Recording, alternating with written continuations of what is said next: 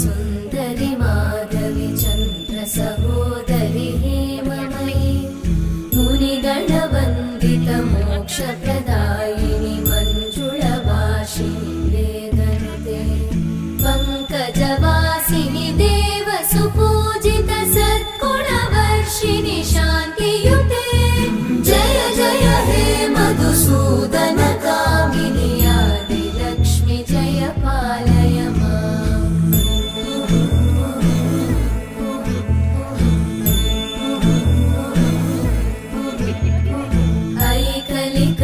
ऐकलिकल्मषनाशिनि कामिनि वैदिकरूपिणि वेदमये क्षीरसमुद्भव